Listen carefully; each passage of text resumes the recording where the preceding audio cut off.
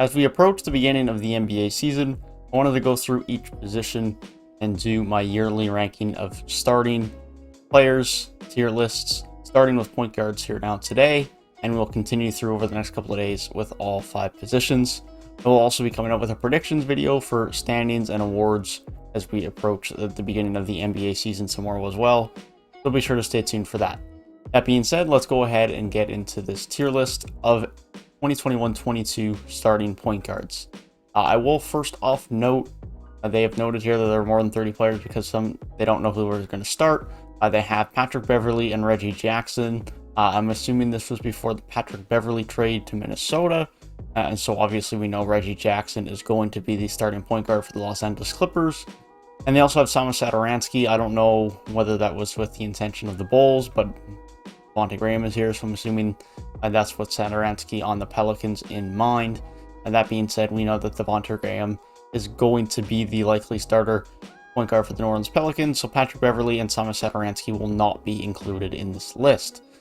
But starting off with Malcolm Brogdon, for me, you could make the argument for him to be an above average, or you can make the argument for him to be an all-star. For me personally, he's above average, but borderline all-star. You could make the argument to me that he is an all-star caliber point guard, and I can listen to that.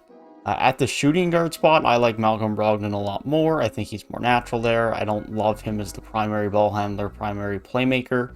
Well, I know they have Sabonis, and he is arguably their primary playmaker. Point being, I like Brogdon more off the ball as a 2 guard, and I would favor more as an all-star there than at the 1, but ultimately is still a very good starting point guard. Jrue Holiday, all-star caliber for me. Still a very good, high-impact player, just coming off a championship with the Bucks. Very good defensively. Was hit and miss on offense, but still a fairly productive offensive player. Not as good defensively as he was in his prime with the Pelicans, but ultimately is still a very good 2-way player. Trae Young is an interesting one because you can make an argument for superstar or elite, or you can just say that he's an all-star. Based on what I have seen up to this point, I'm kind of feeling like I should put him in the elite category, but for me, he's a bit of a tweener. You could say either way. You could argue that we haven't seen enough of him to consider him an elite superstar player, but personally, I think he's on that borderline, and if he continues to play the way he did in the playoffs last year, then there's no reason to me why he won't be in that category, because ultimately, performing at that high level in the playoffs is what gets you there while having good scoring and good playmaking. LaMelo Ball for me is again a bit of a tweener between an all-star and above average point guard. For me personally, as of right now, he is an above average point guard. He could certainly play his way into being an all-star point guard, and obviously we will revisit that when we do these tier lists again next year. But ultimately for now, he is an above average point guard for me. Kyle Lowry at this point in time in his career is also an above average point guard for me.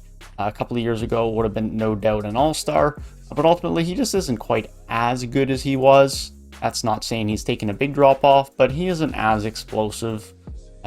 It's very marginal, and his offensive production isn't as big as it used to be. But ultimately, Kyle Lowry is still a very good NBA point guard, a lot of veteran leadership, a lot of defense, and a lot of scoring.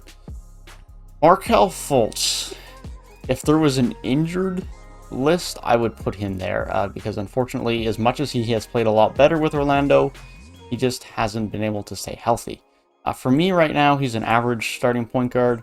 I think he's a fine scorer and a fine playmaker when he's healthy, but ultimately he just needs to stay healthy, because otherwise he just doesn't really belong on this list because he just isn't playing.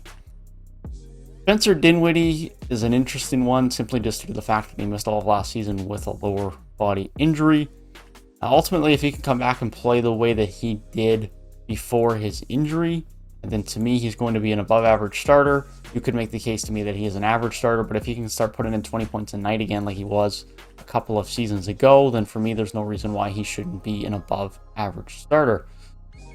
Jamal Murray, for me, is a borderline all-star, borderline above-average. He's right in the middle of the two.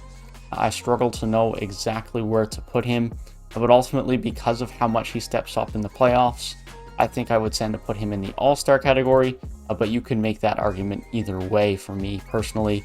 But a terrific shooter, makes a lot of big shots in the perimeter for this Denver team.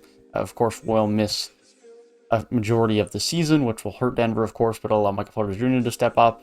But ultimately, I do think Jamal Murray is a borderline all-star, above average. I'll put him in the all-star, but you can make the argument either way. I'm not really too locked in on either spot for him. Next up, when you're talking about D'Angelo Russell, a couple of years ago, we would have had him in an all-star category, but based on injury concerns, based on his level of production for the last couple of years, he is an above-average starter for me. This is going to become a bit of a trend because there are a lot of really good starting point guards in the NBA that aren't quite all-star caliber. So D'Angelo Russell knows how to score the basketball, isn't great defensively, and can play make well. He's an above-average starter. Josh Giddey is who they have on the point guard list here. Of course, we know Josh Giddey will probably be starting at the 3 technically for OKC, but he will be their primary playmaker. And ultimately, for right now, I'm not going to put rookies in anything below average because I'm just reserving judgments until I actually see them. That doesn't mean that Josh Giddey is going to perform this year like a below average player. I'm just not going to try and guess how good rookies are going to do. I'm just going to put them, for all rookies in any position in any tier list I do over the next couple of days, I'm just going to put all of the rookies in below average, and then we can properly evaluate them when we do these tier lists again at the beginning of next season. Damian Lillard, elite, no question about it, one of the best scorers in the game, and always can be an MVP candidate. Dennis Schroeder's tough. Dennis Schroeder is really good as a 6th man, and he's a fine starter. I don't know if I can consider him above average. I think I put him at the high end of the average here. I think he's a fine point guard. I think he's going to do well for this Boston team. I don't think he's much of a step back from Kemba Walker. I think he's going to be good for this group on a good deal.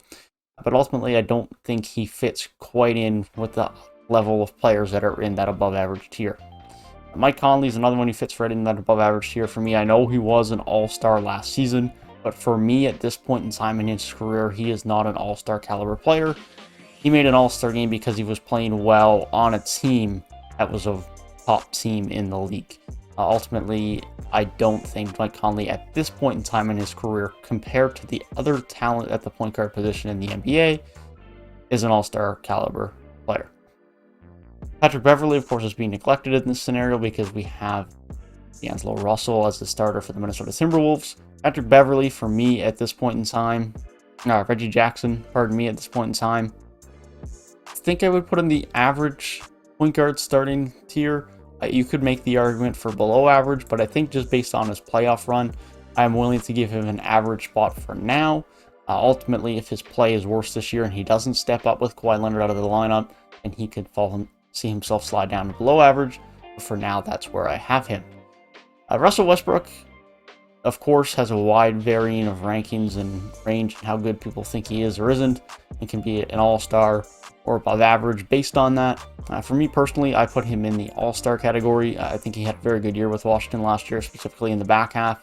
And when Daniel Gafford came in, their defense was better, and the team just played a lot better as a whole. You can make the argument either way, and his fit on this Lakers team will be interesting, no doubt. And how he plays off the ball with this group, specifically in the playoffs when LeBron does have the ball more than he will in the regular season, will be interesting to see. But ultimately, I still think Russell Westbrook is an all-star caliber talent. Moving on to Chris Paul. Chris Paul, for me, at this point in time, is an all-star caliber point guard. You can make the argument that he is elite, that he is superstar, and his impact, you can definitely argue, is that of a superstar. But ultimately, I don't think he's on the level of Trae Young or Damian Lillard or Steph Curry from a skill set standpoint, but from an impact standpoint, he is here. And so from that scenario, if you want to consider him a superstar in terms of impact, then I get you 100%. And for that reason, I think I will leave him up in the superstar tier. But ultimately, when you're looking at a pure skill set standpoint and a numbers standpoint, Trae Young, Damian Lillard, Steph Curry, Luka Doncic, those are your guys. But ultimately, from an impact on winning, Chris Paul is up there, and I think ultimately that is why I will put him in my elite tier. De'Aaron Fox, all-star caliber point guard, hasn't got the nod yet because Sacramento are a bad team, but ultimately I think we'll get there. Can score, can defend, can play make. Just needs to improve on his three-point shot a little bit more, but is a very good player. Luka Doncic, elite, no doubt about it, carries that Dallas team. They are not a playoff team without him. Nowhere near it, actually, in fact, in my opinion. Jalen Green, rookie, below average. Pardon me, Kevin Porter Jr., not Jalen Green. Kevin Porter Jr., at this point in time, I have to say average, just because I need to see more of him at point guard and just more of him in general. But he certainly could work himself into the above average tier by the end of the season. John Morant, all-star tier.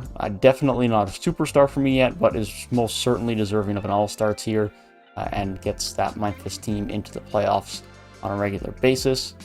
Devontae Graham, just an average starter for me. I don't think it's below average. His defense is fine.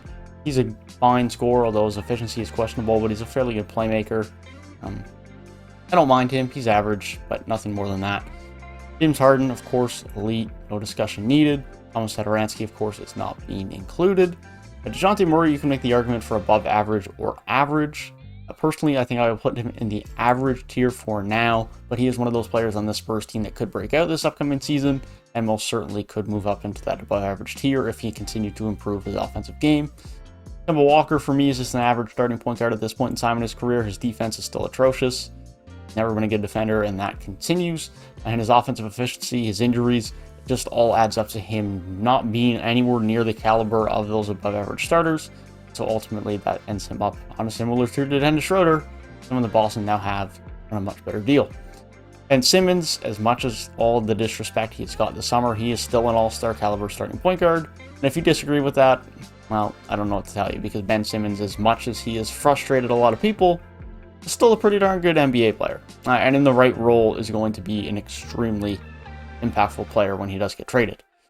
Fred VanVleet, personally, above average. You can make the argument for all-star, but I think I still need to see more improvements in his playmaking or in his shot selection or efficiency for me to want to put him in an all-star position. You can make the argument because of his defense, and if he does take a step forward with Kyle Lowry off the team this year, then great. He will be an all-star on my list next year.